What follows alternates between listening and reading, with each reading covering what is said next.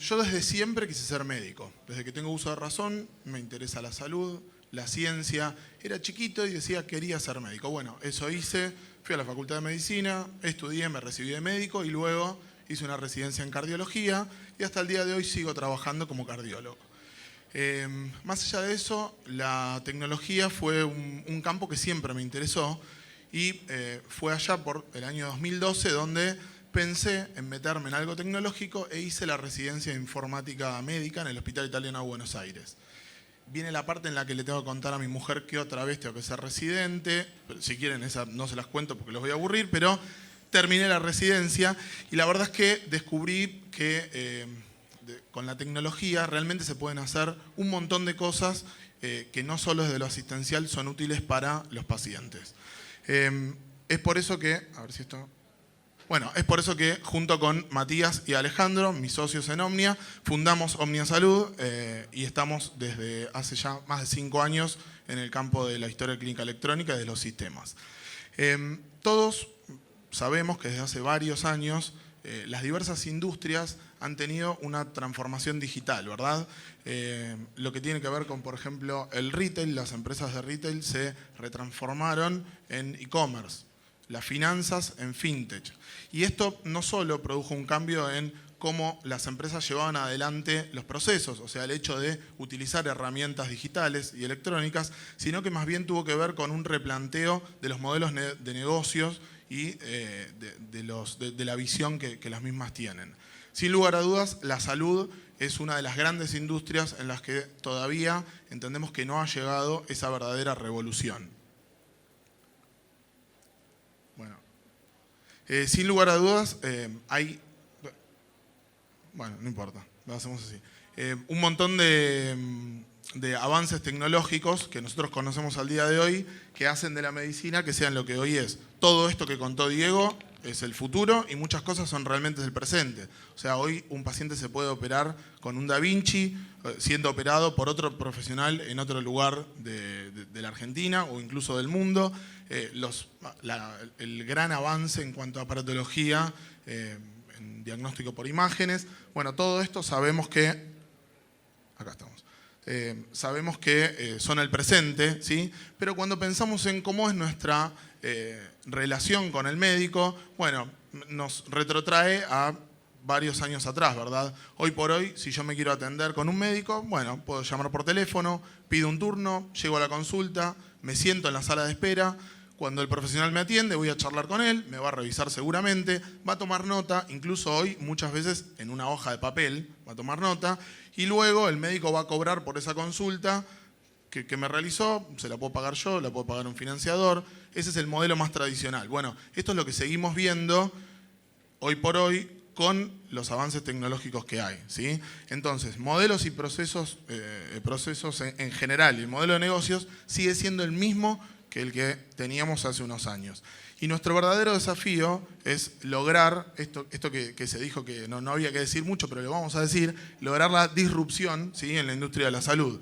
Imagínense que en vez de que pase todo esto que yo les dije, llamar al médico, ir y llegar, los profesionales nos cobrasen a nosotros como pacientes una cantidad de dinero por mantenernos sanos. ¿De qué manera? Bueno, utilizando toda la información que está disponible, combinándola con inteligencia artificial y conociendo en tiempo real algunas métricas, frecuencia cardíaca, saturación, glucemia, etcétera, podrían indicarnos cuáles son las prácticas preventivas totalmente individualizadas para cada uno de negocios, para cada uno de nosotros, y eso cambiaría las reglas del negocio, ¿sí?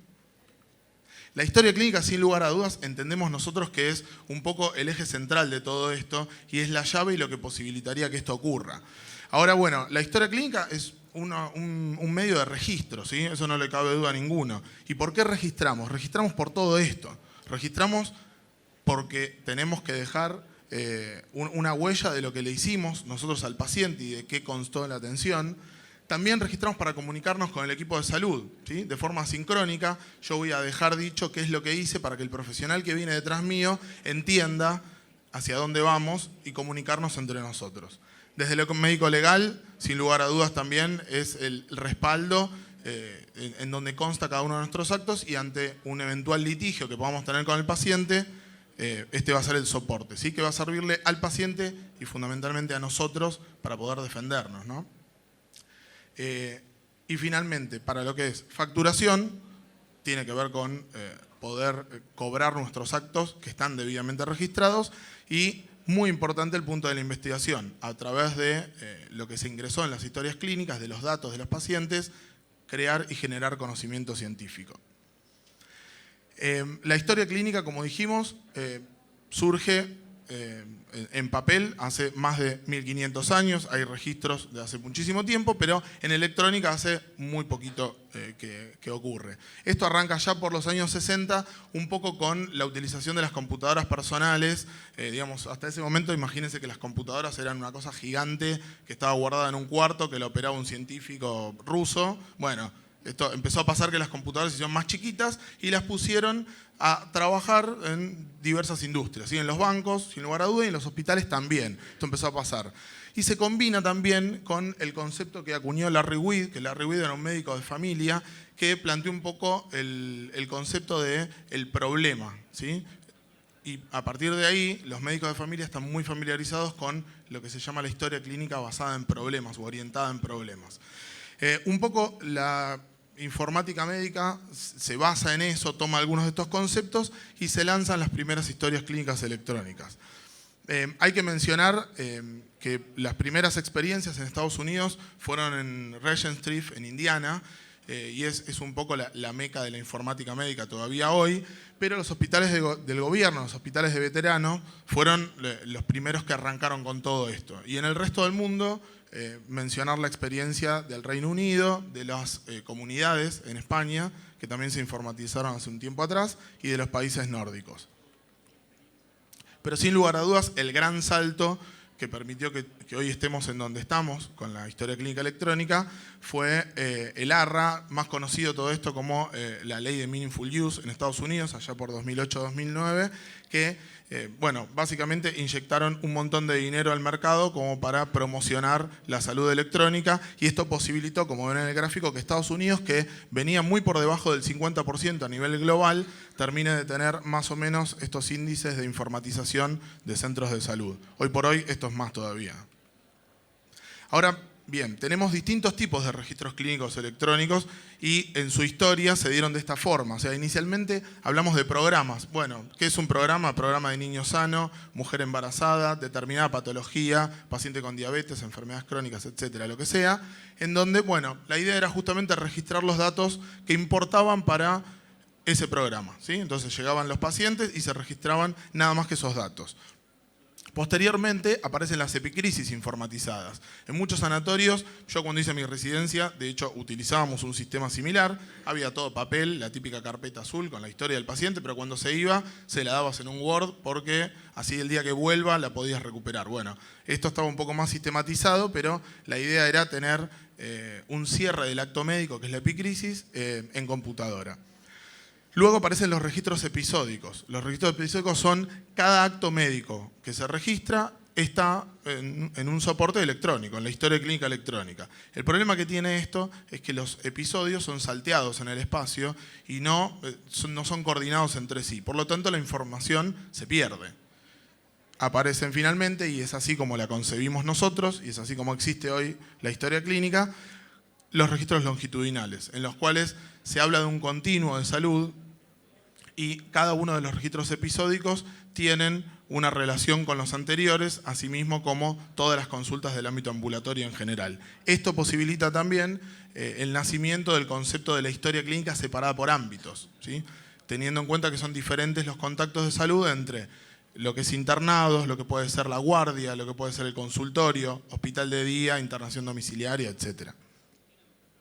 Y bueno, obviamente, como la tecnología sigue avanzando y la historia clínica electrónica venía por un carril, la tecnología siguió avanzando y nos ayudó con todo esto.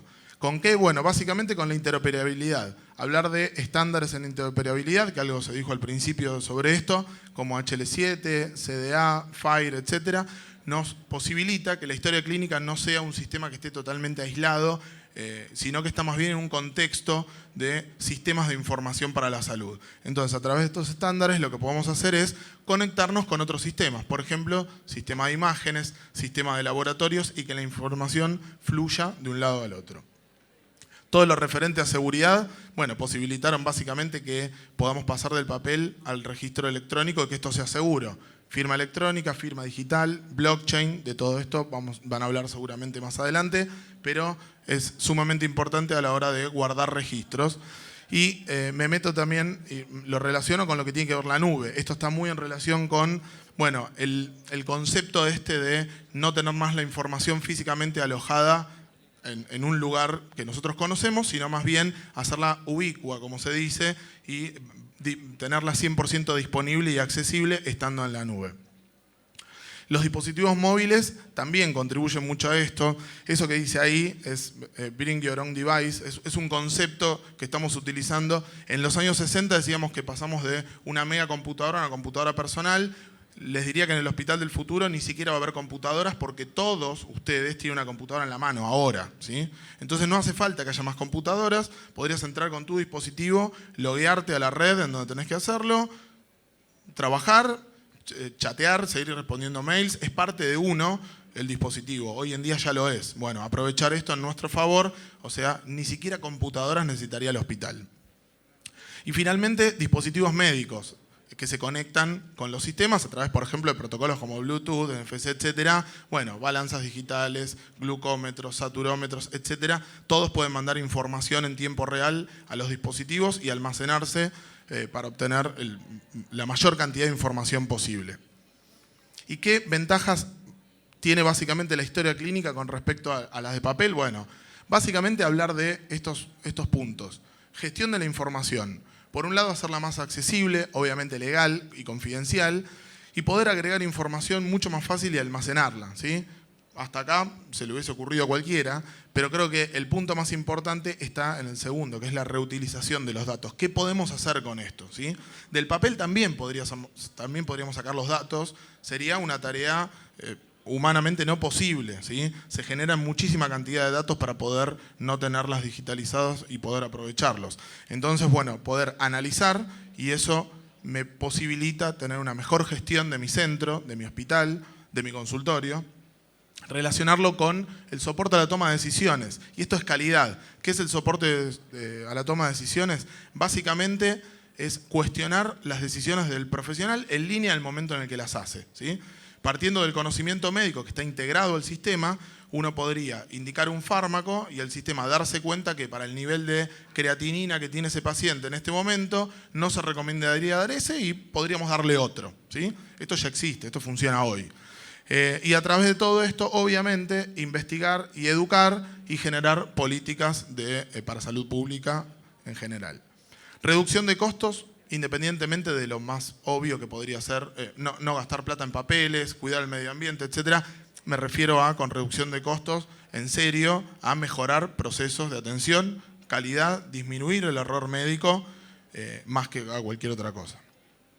Y como diría este gurú de la tecnología, y una cosa más, ¿no? Le gustaba decir a él, y muy importante, es que nos permite empoderar a nuestros pacientes. ¿Qué es esto de empoderarlos? Bueno, darles el control de su salud, que no sean meramente unos partícipes 100% pasivos del acto de curar, sino que ellos estén involucrados en el mejoramiento de su salud. Educarlos, mejorar la adherencia a tratamientos y recomendar políticas y prácticas preventivas son algunas de las acciones que un portal de salud puede hacer, brindándole parte de información de su historia clínica al paciente. En Omnia nosotros desde hace 5 años desarrollamos sistemas de información que tienen básicamente herramientas tanto administrativas como clínicas, como ven ahí. Esto es todo, digamos, el universo de los sistemas de información, y si van a ver cada cosa de estas les suena, o sea, tenés un maestro de personas, alguien que gestiona los turnos, está el que da las camas para internación, las personas que gestionan el quirófano, bueno, todo eso que parece muy desagregado en general en un hospital o en un centro de salud, esto está representado en un sistema y se ve acá.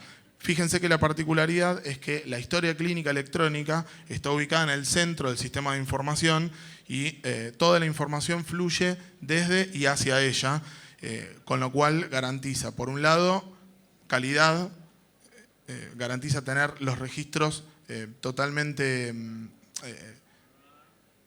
disponibles, quiero decir, como para poder utilizarlos en tiempo real. ¿Cómo? A través de reportes y métricas para poder gestionar.